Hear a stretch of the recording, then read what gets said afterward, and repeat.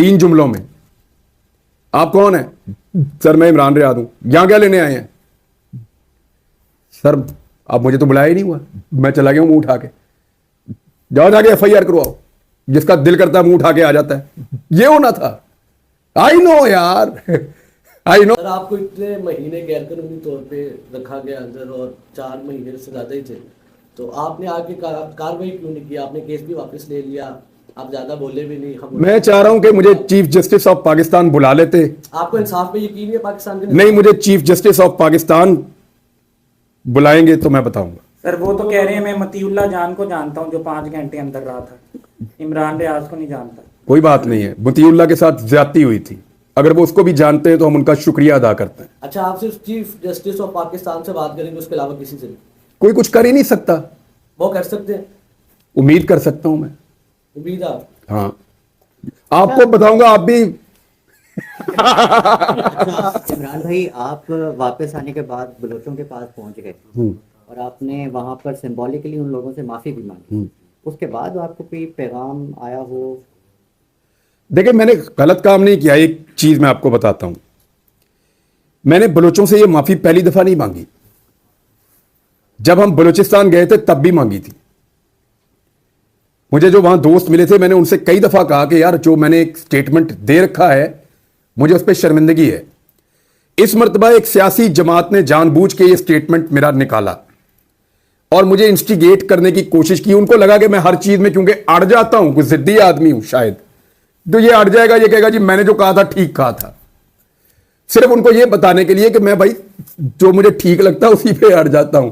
मुझे लगा मैं गलत था, मैंने जाके उनसे माफी मांग ली और मैं उनका बड़ापन है वो उन्होंने मुझे माफ कर दिया। वो मुझे धक्के भी मार सकते थे कि चल निकल इधर से, तूने एक गलत बात की हुई है हमारे बारे में। उनका बड़ापन है, उन्होंने मुझे माफ कर दिया। तो मैं तो हर जगह पे जहां पे भी कोई मुझे आज के बाद मौका मिलेगा, मैं कहूंगा कि पूरा पाकिस्तान जो है उसको इकट्ठे होना चाहिए और पूरे पाकिस्तान की बात सुनी जानी चाहिए। हमें अपने मसाइल को खुद रिजॉल्व करना चाहिए इससे पहले कि दुनिया हमारा तमाशा बनाए। आप भी क्यों वॉलंटियर क्यों नहीं करते कि चूंकि पूरा पस मंज़र है मिसिंग पर्सनस का, आप भी मिसिंग रहे, तो आप पिटिशन करें किसी भी अदालत में कि मैं हाजिर हूँ और मेरे वाले वाक़े को ही टेस्ट केस के तौर पर ले लें और मिसिंग पर्सनस के मामले को जो है वो सीरियस लें। कोई तो अदालत इनिशिएटिव ले। देखें, मुझे नीयत नहीं लगती। नीयत होती तो मौका था, मुझे बुलाया जा सकता था। आप पिटिशन कर दें। मुझे बुलाया जा सकता था। यूं पिटिशन मौजूद है ना, नीयत मौजूद नहीं है। आपको बात समझ आ रही है? मैं आपको बताता हूं 3 जुमलों में। आप कौन है? सर मैं इमरान रियाद हूं। यहां क्या लेने आए हैं? सर अब मुझे तो बुलाया ही नहीं हुआ, मैं चला गया हूं मुंह उठा के। जाओ जाके FIR करवाओ। जिसका दिल करता है मुंह उठा के आ जाता है। ये होना था। आई नो यार, I know him very well. मुझे पता है दाना डाला जा रहा था, इतने आराम से थोड़ी काबू आऊंगा। इसीलिए तो मैंने अर्ज किया कि बुला ले भाई, जिसने मुझे बुलाना है मैं हाजिर हूं। मैं कभी, देखो, मैंने तो यह भी ऑफर किया था कि मेरे दरवाजे पे एक पुलिस वाला आएगा, मैं उसके पीछे मोटरसाइकिल पे बैठ के चला जाऊंगा। कभी मैंने आज तक रेजिस्ट नहीं किया रियासत के आगे, कभी रेजिस्ट नहीं किया। वो आए, उन्होंने कहा जी हथियार दे दें, सारे हथियार दे। वो आए, उन्होंने कहा जी आप गाड़ी से निकलें, आपको लेकर जाना है। मैं निकला, मैंने कहा चलें। जहां पे जब जो कहा मैंने वो मान लिया। बुलाए, जाऊंगा। अच्छा सर, जो एक रिकॉर्ड है काजी फाइज ईसा साहब का, सबसे बड़ी अदालत के चीफ जस्टिस हैं, ह्यूमन राइट्स के ऊपर एक बड़ा इम्पैक्ट था, बुत बना हुआ था। वो असद तूर के घर चले गए थे, आपको तो खैर वो मेरे दरवाजे खुले हैं। देखे, मुझे भी 4.5 माह हो गए। अगर सारे शहरी उनके लिए उन्होंने फरमाया बराबर हैं, भाई मेरे दरवाजे खुले हैं, मैं देखता हूं कब आए। वो तो बलूच धरने में नहीं जा रहे जहां से वो खुद पैदाइश है उनकी, बलूचिस्तान से वो गोजरा पहुंच गए थे। ये दुरंगियां, ये चीज़ें तो अपनी जगह पर हैं, लेकिन उनकी अदालत में एक बड़ा केस, टेस्ट केस, अरशद शरीफ की शहादत। देखिए, मैं कादी साहब के बारे में मैं एक चीज अर्ज करूं। वो मोहतरम है, चीफ जस्टिस हैं पाकिस्तान के। ये बहुत बड़ी कुर्सी है। जितनी बड़ी कुर्सी उतनी बड़ी जिम्मेदारी भी है। अल्लाह ताला ने उनको बड़ा मौका भी दिया है। रूल ऑफ लॉ के लिए जो वो रोल प्ले कर सकते हैं इस मुल्क में कोई भी नहीं कर सकता है। कादी साहब, उनके पास मौका है।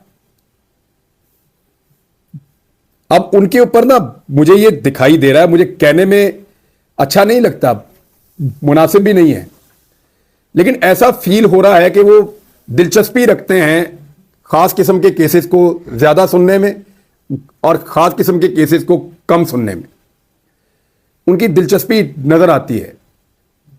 और जब इतना क्लैरिटी के साथ नजर आना शुरू हो जाए, फिर अनफॉर्चुनेटली लोग खाली एक शख्सियत की बात नहीं कर रहे होते, फिर वो इंस्टीट्यूशन भी अनफॉर्चुनेटली बदकिस्मती से उसके साथ टैग हो जाता है।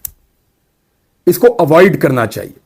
ये सुप्रीम कोर्ट इधर ही रहेगी, यहां बेशुमार जज आए, जज चले गए, सुप्रीम कोर्ट वहीं पे है।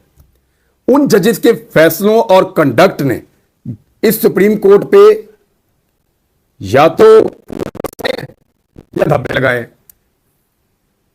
तो हर आने वाला अपने जाने के बाद उस इमारत को कितना साफ और शफाफ छोड़ के जाता है, ये उस बंदे पे डिपेंड करता है जो वहां टाइम गुजारे। इंप्रेशन अच्छा नहीं बन रहा अनफॉर्चुनेटली।